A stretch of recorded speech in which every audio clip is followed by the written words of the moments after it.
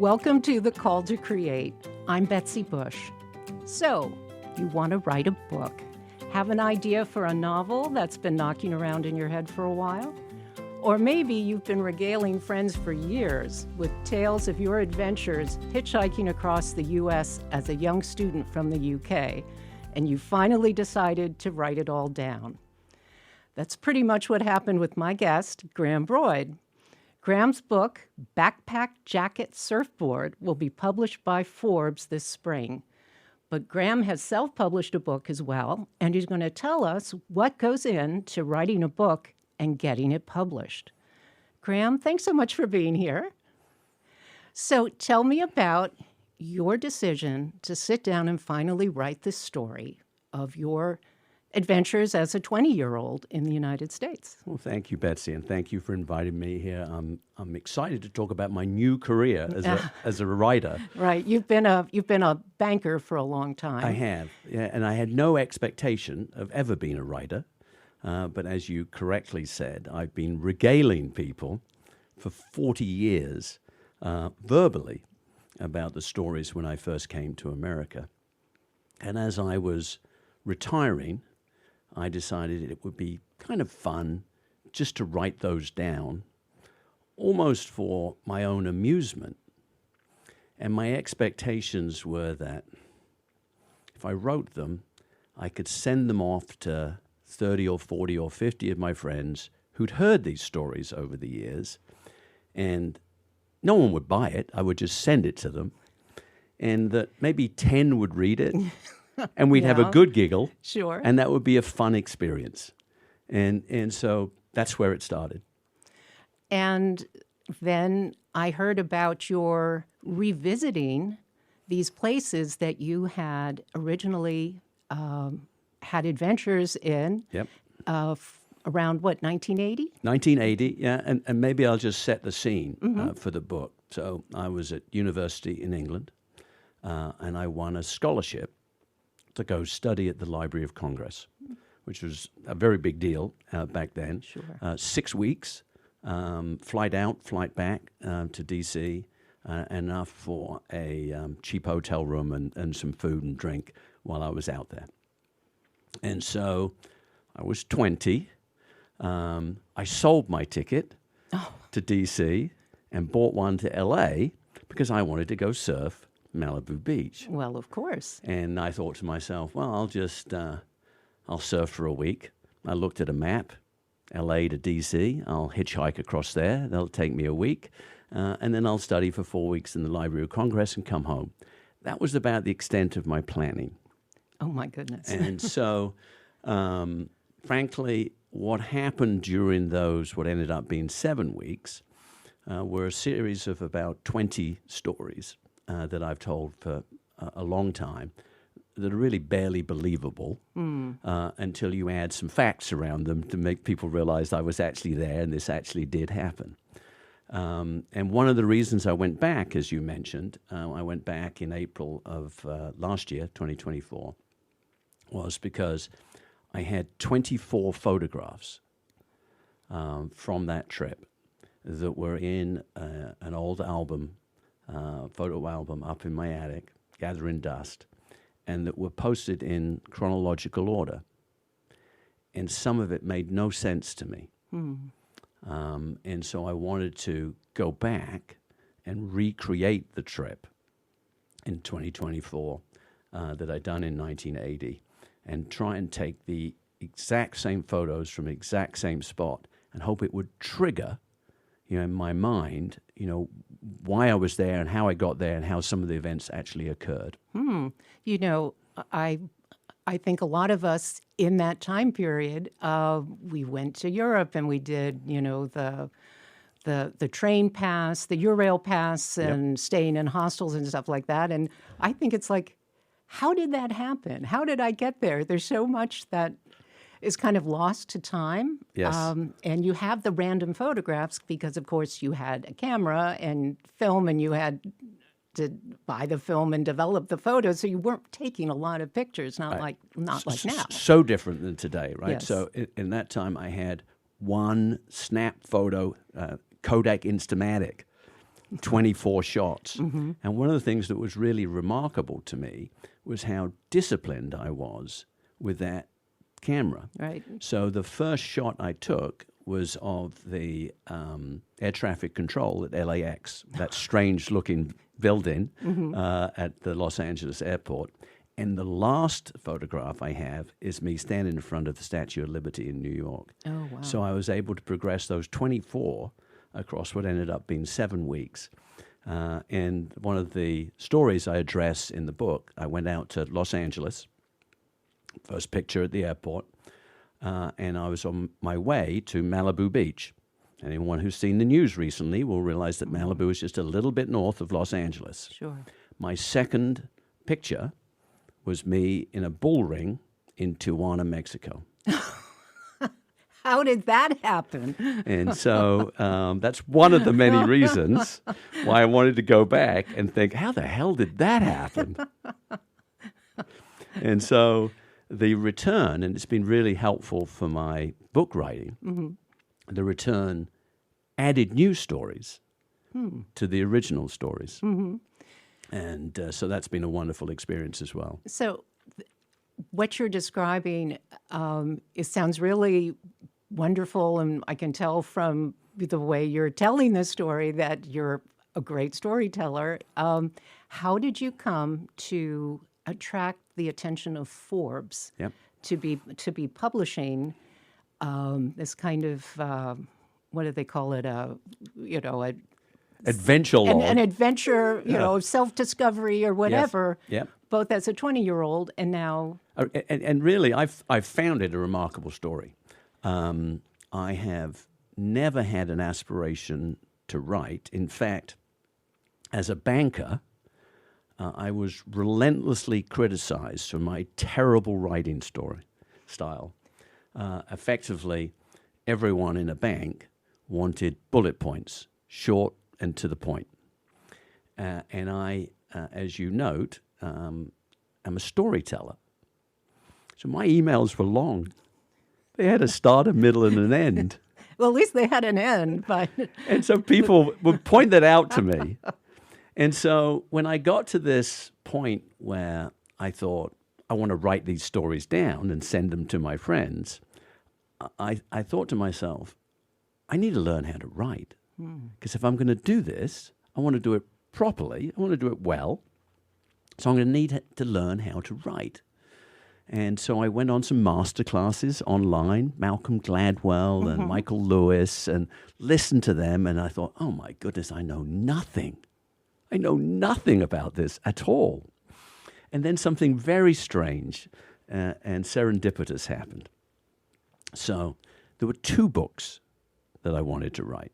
One was this hitchhiking, and the second one I have called The Forrest Gump of Finance. And it's about my banking career and how I stumbled into, what am I doing in this room? Why is everyone looking at me? Isn't this an important event to be happening in financial history? And somehow I seem to be in this room.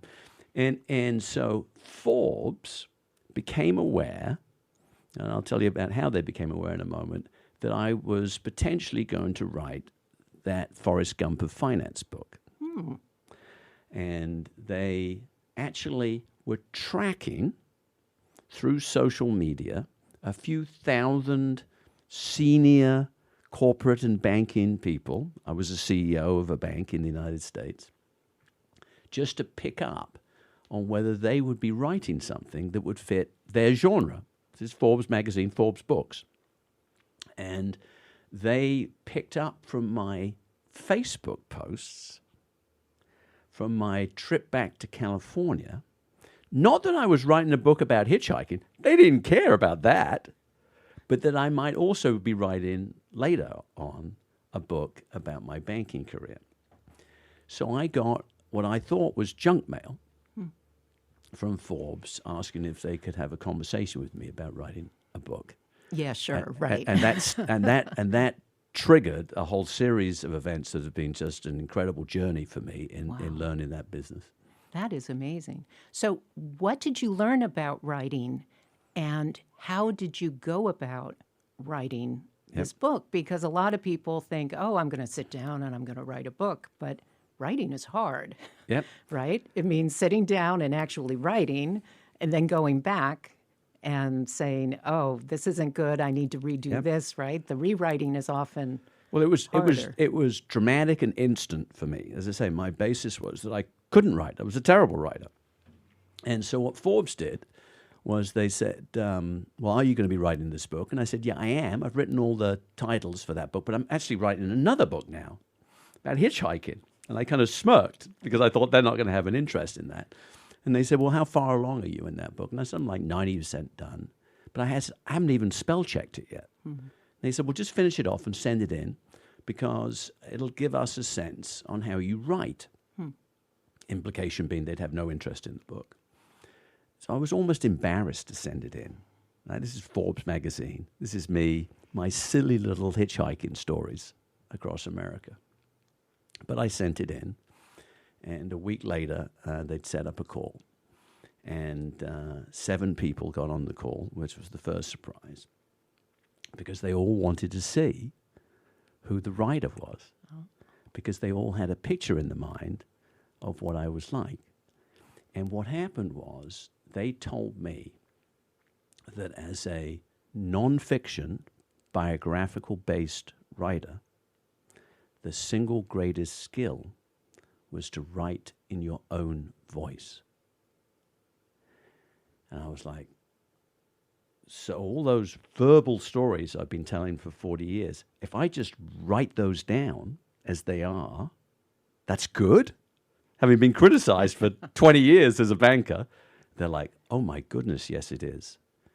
And they say, people, you have no idea how non-fiction writers struggle and fight to write in their own voice. Mm. And they said, we can see your arms waving across the page as we read these stories. Wow. And I'm like, oh my goodness, what a moment. What a moment. And at that point, they almost had to hold me back to get back to my keyboard. I'm like, oh, I can write until the cows come home you've now. seen nothing yet, right? And frankly, to your point about, well, it's difficult, I'm sure it will become so. But I've told these stories for 40 years, and so it actually was really easy to write it down once someone had given me the confidence to do it. And then Forbes then carried me through and introduced me to all kinds of issues that I never even thought about in writing a book. So, and just to put this in perspective, you have already self-published a book. Yes. And it's actually a very interesting book about, well, you went to Washington, you got the scholarship originally to study the Panama Canal. Correct. And you have since, how long after that, when was this book on the Panama Canal published? And why don't you tell us the title? Because you might as well tell us the title so people can buy it. Right? Yeah, so it's a book on the Panama Canal treaties, kind of timely today. Yes. As you correctly said, I went to the Library of Congress to study the Panama Canal treaties that happened in 1977, right? So they were recent in 1980. And so part of my process for writing my hitchhiking and my finance book was I wanted those books to be really good because I've been talking about them for so long. I wanted that product to be good. So I thought, I don't want that book to be my first book. I thought, I want to try and publish something else first so I can learn. Interesting. And so I thought, I'll take my university dissertation, which was just, typewritten. And well, at least you still had it. I still had it, and convert that into a book. And I had friends who had self-published on Amazon. And I thought, okay, I'm going to take that dissertation and take that all the way through the process to it being published so I can learn, because my assumption was that my next books, I would be self-publishing. I had no expectation that a publisher would pick me up and sign me to a 3-book contract, which is what's happened. Yes, wow. And so I used that as an exercise to learn, and learned a lot. Yes. And now look at my Panama Canal book, the physical book, and know what my Forbes published book, Backpack, Jacket, Surfboard, is going to look like. It's going to be dramatically different. Oh my goodness, did I know so little? You know, I got it published. It's out there. It's actually sold a few copies, but the product quality will be dramatically different from my learnings from working with Forbes and their team. Well, you say you have a Forbes team. Yep. So tell us about, because I've never heard this before, what you've told about all the different people who are working on your book. Yeah, it's remarkable, right? So I guess I assumed you get an editor, and the editor would basically do an advanced spell check, right? Maybe say grammar. Maybe don't say that in this paragraph, or you've used this word too many times. Well, I was completely wrong. So I have effectively 4 editors, all with very distinctly different tasks. The most important one in the journey so far has been the development editor. Now, let me tell you what the development editor did for me, because it's been wonderful for me. So I had basically 20 stories from my trip that ran in chronological order. Very easy for me to write. So the development editor basically says, your stories are great. They stand up, they work. There's really nothing we need to do there. And frankly, I would have been against changing them much. They're my stories. But she said, everyone you told these stories to knows you to a greater or lesser degree. You want to sell this book to people who don't know you. So you need to tell them a little bit more about how those stories impacted you, changed you, and how you reflected on them. So we need to work between the stories. And she was a former professor of philosophy at Vanderbilt University. So as I say, she's a woman of substance. Wow, right? yes. And so she was fantastic to work with. And it wasn't substantial editing. You're talking about adding 3 or 4 paragraphs between stories. And she would make a suggestion to me to expand. She said, you would say something like, well, this had a really positive impact on me. And she said, what positive impact? How? When? Show, don't tell is, right? I think, what they're always saying. And she said, you need to, just tell us about that.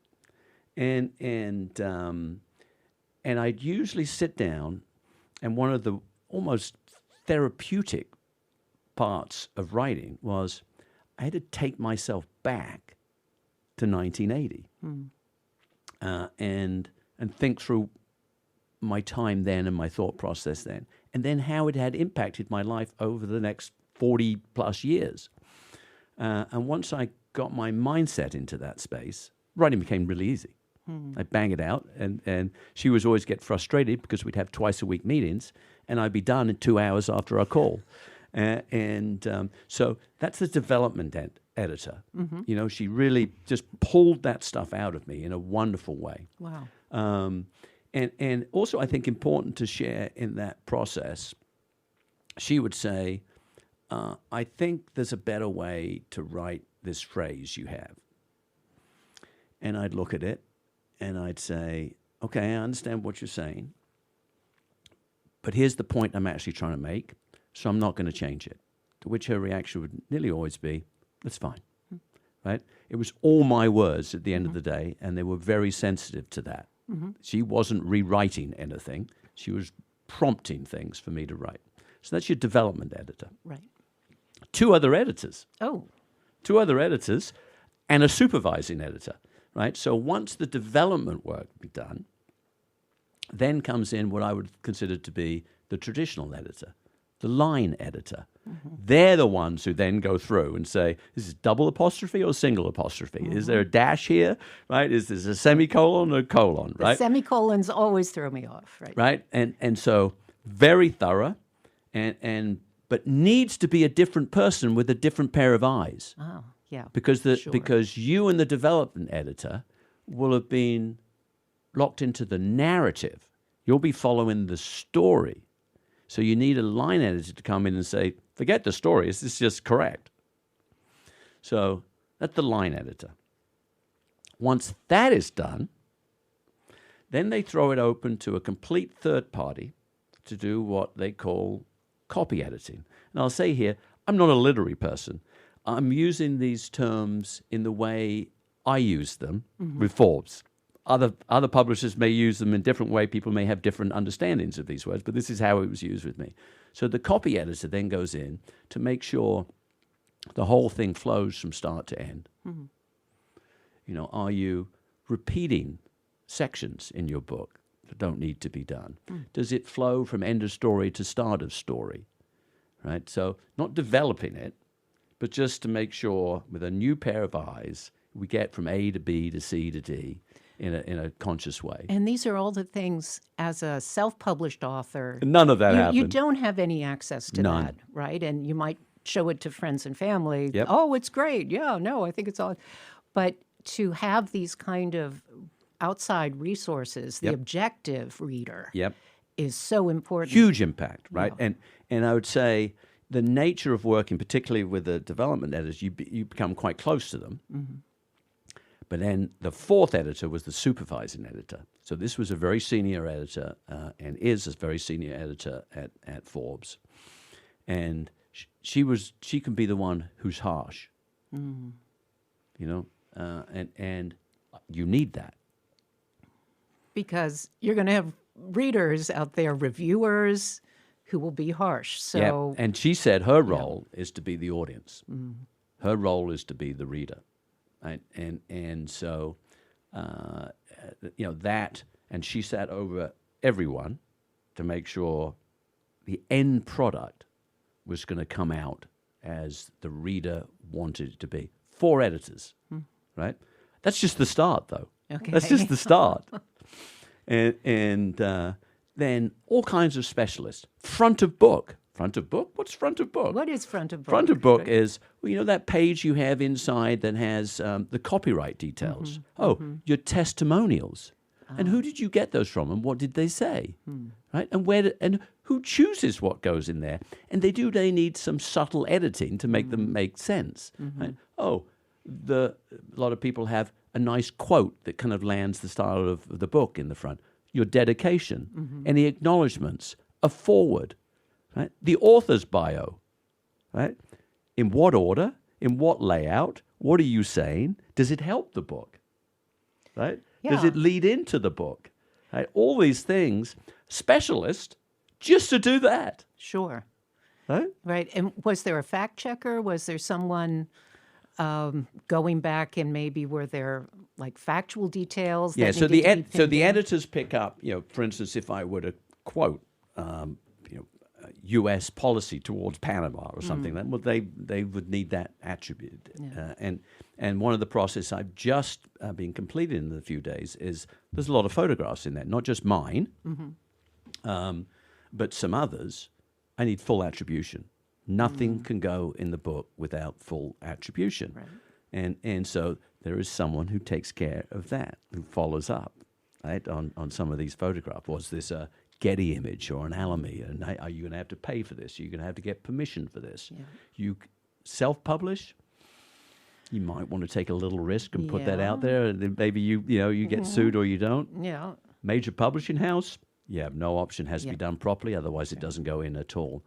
And then even color photographs in a non-fiction paperback, that is actually very rare. And I didn't realize that until I walked into a Barnes & Noble and started opening books and tried to see if there's any color. In because they would have to be like glossy inserts. Correct. Right? Well, and in my case, critical that the photographs are in the story. No glossy insert. It has to land at the point of the story. Right. These are your photographs that you took. Correct. Yeah, that are prompting your little correct. episodes. And so, again, critical process. Quality of the photograph. These were 1980 photographs on a Kodak Instamatic. They were stuck in a photo album in my loft. Yeah. I'm like, Is this going to be a problem? Yeah. Which the answer, again, if it be me self-publishing, probably not a great outcome. Right. And their view is, this is a problem, and we will solve it. Right. I'm sure you can digitize it and Yes, you do. enhance it or Yep. put it through filters or Yeah. something. And then, of course, there's the cover and the title. Again, specialists who do this for a living, because what happens when you walk into a bookstore in comparison to ordering something you're interested in on Amazon, right? If you're interested in Panama Canal treaties, maybe you go find my book on Amazon. But for a book like Backpack, Jacket, Surfboard, someone's naturally not going to go look for that. That might be nice sitting out in Barnes and Noble. And so what does that cover look like, right? Critical. And I'd done a cover with a friend who's done covers before that I loved, I thought was fantastic. And so I submitted that to Forbes, and they very politely said, that's a very good amateur attempt. Said, we're a publishing house, right? And we have our own standards, and therefore we're going to need you to work. And frankly, they've kept, we're finalizing that process right now, they've kept a lot of the colors, which were critical to me.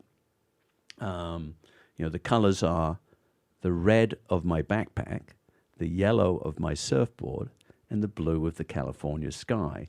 And it's a lovely warm feeling to it, which I liked. And they basically said, got it. We can work within that, but now work around there. And then title. My book was always, in my mind, called Welcome to America. However, there's been 5 other books called Welcome to America, 1 poem, and 1 Prince song. Oh, okay. And so they said, sorry, it's not going to be called Welcome to America. Well, you know what I think is interesting is you can always tell the self-published books because the titles are not great. Yep. And the covers are not great. Yep. And you've got a great title, which is really like, wow, what is that? Yeah. And the art of book jackets these days is incredible. Yes, it is. It's stunning, and you want to like pick up every single book and say like, what is going on here? Yep. So going that route is really it's the only way to go for the book that you're really you wanna passionate have in about, a- right? And I think when other people approach these issues, right? So Panama book, it achieved basically what I wanted it to achieve. I was very passionate about this book that I'm writing now. I really wanted it to come out as a finished quality product. Sure. And so it's been worth, I finished writing this script in May of last year, and it probably will not be published till May of this year. So that, for some people, and me initially, can be frustrating. That's a long time. I wanted to show the book to people. Oh, I'm sure. But in hindsight, once it comes out, boy, am I going to be glad I went through this process. And honestly, I've heard sometimes it can take longer than a year, Yes. right? Yes. So maybe they're really, advancing it, or you're doing your part. Well, one of the things that I'm only starting to learn, right, to this expanded team. So that team of Forbes, designated people, 9 people. Right? 9 people. That adds up to 9 people, and all of them working on other books, right? Sure, Not just me, but they are designated as my people, and I can reach out to them. Now, I haven't got to market and distribution yet, and as they've made clear to me, one can have an expectation when you've got a professional publisher that's like, "Here you are. I've written a nice book. Please make sure it gets sold." Well, they'll get it onto Amazon and Walmart and into Barnes and Noble, potentially even into an airport bookstore. But someone's going to have to want to buy it. Right. And so they've made it very clear to me that this is nonfiction, biographical, and the main character of the whole book is me. And therefore, people are going to have to want to read these stories because they've heard and met you. So the marketing and distribution is going to be about you. We can support, right? We can put structure around it. We can print some collateral, right? You can take with you to go to a book reading or some such. But this is not going to happen without you. So it's going to be time, right? So I'm now in a process, and relevant for other people looking to write books. If you actually want the book to be sold, which some people, that may not be important to, but if you do, you're actually going to have to put some hard yards in as well. Yeah, I've heard that publishers are now looking at what is a person's social media, following. Is this person recognized as an influencer or someone with just a wide net of friends and colleagues and whatever? And I think that's something you have, of course, not just in the United States, but in the UK as well. Yeah, and it's a very relevant question. And the publisher can bring a lot of people and skill sets to help that. I have no desire to be an influencer. I have no desire, to really substantively change my social media profile. I have, as you mentioned, lots of friends and colleagues that I visit across, in my case, LinkedIn and Facebook. But I do nothing on Twitter. I do almost nothing on Instagram. I do nothing on TikTok and have no expectation of doing so. And by the way, if I did, it probably would help. I just don't have the desire to do it. Yeah. And so I will supplement a little bit, particularly on LinkedIn and Facebook, a little bit what I do to get the word out. And then, frankly, I have to be in front of people. And so we're spending a lot of time trying to set up book readings, kind of an old art form, to encourage word of mouth, which Forbes have told me is going to be the way, if my book is going to sell, it will work. Given everything you've described about the team of editors that you have behind you, is there any way for someone who hasn't been able to attract a publisher to maybe self-finance some of these an editorial team or one or two people who would come in professionally and look at the book? Do you know of anything like that? Absolutely. And I spent some time looking at that, both pre-Forbes and actually during the early Forbes negotiations, because as a business person, I always wanted a comparison. I wanted a competitor. And so you can find all the pieces that I've talked about: copy editors, line editors, development editors, cover designers, title designers, people who do the layout. Yeah. People always ask me, how many pages has your book got? Well, it depends what your font size is. Depends where you lay out your chapters. Sure. Right? And so, everything has to be done. You can find all those people. You can access them by just Googling. I had lots of conversations with people, good, bad, and ugly. You have to find someone or some people who resonate with you, you think can add value, and are at the right price point for you. Right. And so I used, Forbes said, originally we were going to have illustrations, series of 6 or 7 illustrations in this book. And Forbes said to me, we've got professional illustrators, but they said, you may be able to find one yourself at a better price point who knows you. And I tried that, and it didn't really work. And all it did was actually got me to a minimum standard with the work they did that I could then hand over to Forbes and say, professionalize this. So it helped in the process. Right. But yes, if you want to do this yourself, you maybe have to project manage it a little bit. Again, it's work, Yeah. right? And in my case, the writing became easy. I was loath as someone who had recently retired to take on big project management work. Right. And so I was probably more willing and more excited to go with a publisher who would take care of all these things for me. And initially at the risk of losing some control. Actually, that turned out to be a wrong assumption. I kept all the control. Because they wanted you. They wanted you. But I didn't know that. I was nervous I was going to lose it. They wanted what you had to offer, right? Yeah. Yeah. And I was nervous I was going to lose that. And I think you could lose that with certain publishers and agents. And maybe it's worth just mentioning here, publisher versus agent. Yes. Right? So Forbes is a publisher. Do you have an agent? I do not have an agent. And again, I didn't know this space at all. And through my lawyer, who's in the entertainment business, my manuscript ended up in the hands of a very prominent literary agent, way out of my league. And I thought they would just throw that out immediately.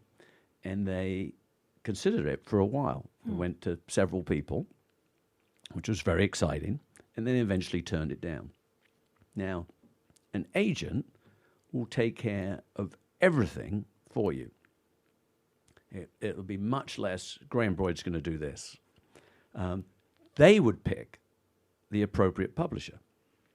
And frankly, for my manuscript, and I've always been sensitive to this, my stories of my journey hitchhiking across America is not Forbes' genre. It is not their skill set. Right? Right. They're more business publishers. They're business publisher. Now, that's not all they do, and they have equivalent books to mine, but I've always been sensitized to the fact, I'll give you one example. When we were getting the testimonials together, the person who took care of that said, "Do you have any testimonials from CEOs?" I'm like, it's a hitchhiking book. There isn't a CEO of hitchhiking. Right? And that was that person's default. They just got accustomed to business books, and they needed CEOs to give testimonials to the writing. Well, there might be a CEO who would enjoy the book, and I think that's possible, right? But the what the agent will do will fit a publisher for your writing style, right? And the chances are, Forbes said if that were to happen, that they would bid on it because they liked it so much. But the chances are that I probably would have ended up with a different publisher, with an agent like that. And then also the difference is finance. Yeah. So everything I'm doing Forbes is joint. Oh. Right? So all these 9-person team, I am paying a piece of that along with Forbes. Okay. So each of those are financial decisions That's along that interesting. journey. And then we share at an attractive rate to me, frankly, the revenues from book sales. And then, I'll have a break even in book sales that'll come from that arrangement. A literary agent covers everything, 100% of everything. I'm like, wow. Yeah.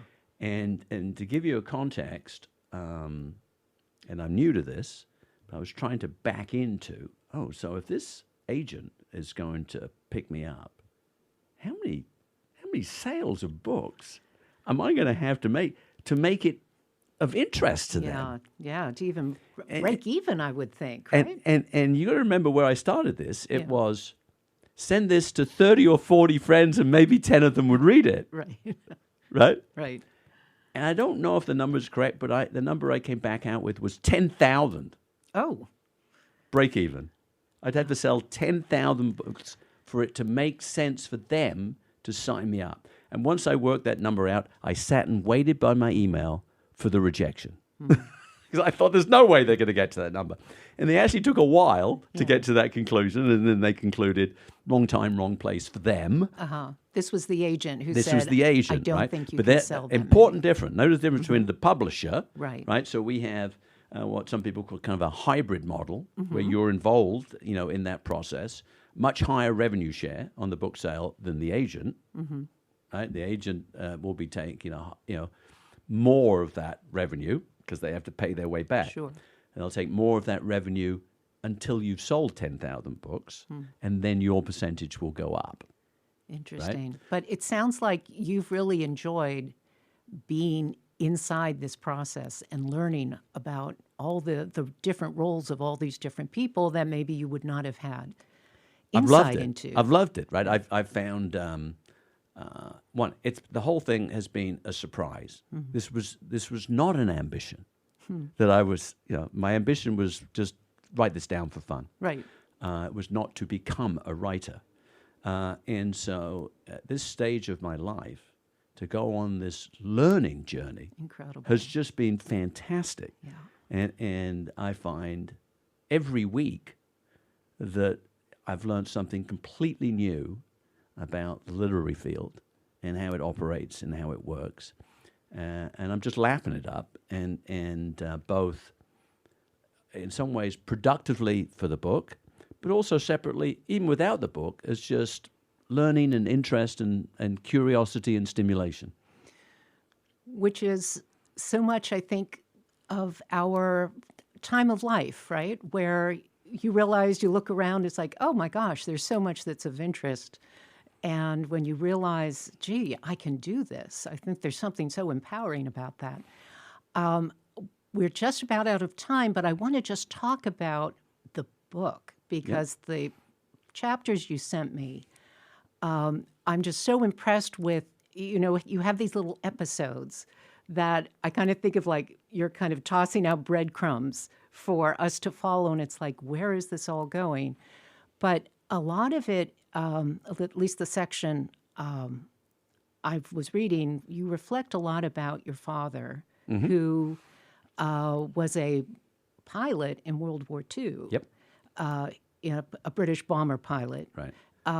And how you have reflected on his life and his journey and all these kind of unbelievable coincidences that have happened in your life that also kind of include your father as well. Yep. I think a lot of us at this point can look back and wonder, gee, how did they do that? How old was your dad when he was drafted into the... Yeah, so thank you for that. And I think it's probably also a point of resonance for the book, right? So a hitchhiking book. So you expect, this bum, hitching rides around America. But what with the book, to supplement the stories, has allowed me a little bit more license to expand, as I said earlier, on some reflection, both on my journey, my family's journey, and on America's journey. I found it very helpful comparing what I found in 1980 to what I found in 2024. One of my chapters, which I know you have read, is about my time in Washington, D.C., and the chapter is titled "The Capital of an Empire," and reflecting on differences between 1980 and 2024. But let me take you back to my father, right? So, on this my revisit trip, I went by to see the Queen Mary, which is the famous British Cunard ship that actually sits off Long Beach, California, as a hotel today. And I always wondered in 1980 why I'd gone to see the Queen Mary when I had so little time in Los Angeles, rather than going to Disney World or going to Hollywood Boulevard or something. I didn't find out till later in life that actually my father had come to the United States on the Queen Mary during the war. It was a remarkable set of circumstances. He'd signed up as a 17-year-old in the war. They knew he wasn't 18 and of age. and they needed pilots to fly new bombers that Churchill had decided were going to be the new Air Force that was going to attack Germany back after the Blitz in 1940. So that my father needed to be trained so that when he turned 18, think about it, 18, right? That's right. That he would be ready to fly a Lancaster Bomber at 18 years of age. Wow. And so you couldn't learn to fly in England. You get shot down. So they taught them to fly in the United States on airstrips, part of the Lend-Lease that were owned privately, where the private owner was willing to give it up to help. So my father ended up learning to fly in Terrell, Texas. Small town in Terrell, 1,500 people in Terrell, Texas. Right. And my father wouldn't talk about the war because he survived it. But he was, we were aware that he had trained in Terrell, Texas. That was about it. When, on my trips, I found out that my father had actually come across to Terrell, Texas on the Queen Mary, a early cruise liner for 2,000 passengers that they put 16,000 British troops on and set it off from Southampton across the Atlantic, but it needed to avoid the German U-boats, the submarines that would have loved to have sunk a named ship like the Queen Mary with 16,000 young British troops on it. So they had to go way north to avoid the U-boats to land in Halifax, Canada. Wow. My father, I found out, left on December 23rd, 1942, and probably slept out on deck Oh my gosh. in the northern Atlantic in his Air Force fatigues, right, on a 6-day trip, avoiding German U-boats across the Atlantic before he turned 18 years of age. It is remarkable, isn't it, when you think about that generation, which is gone now. As a parent, I can't imagine letting my, 18-year-old son or 17-year-old son sign up for war. But everyone in the community, everyone saw their sons go off to war. Your father came back. Yes. But a lot of his classmates did not. Yeah, and you refer to, again in the story, he showed me once a picture. He left school at 16, and he showed his annual class photo, about 21 boys, of which 4 or 5 made it to the end of the war. That would have meant they would have made it to their 21st birthday. And my father made it, and his friend Alec, who showed me around the Queen Mary, made it, and they forever felt guilty that somehow they had survived and their friends had not. So that's 15, 16, 17 of the 21 16-year-olds made it to their 21st birthday, and none of them had any question in their mind that the single most important thing they needed to do was to serve. Wow. There's so much to reflect on. And this was just a little bit of your wonderful story about hitchhiking in the United States, which involves a lot of, the family history, but also amazing coincidences. I'm not going to give things away. You had a wonderful outcome, but I'm not going to give anything away because I want everyone who's listening to buy your book when it comes out. Bless you. So, Graham Broyd, thank you so much. And look for Backpack Jacket Surfboard coming out from Forbes Publishers by Graham Broyd, coming out sometime this spring, early summer. Hopefully in May. We'll see Hopefully. how that process goes. And thank you very much for your time. It's been a joy being here. Oh, this has been great, Graham. Thank you so much.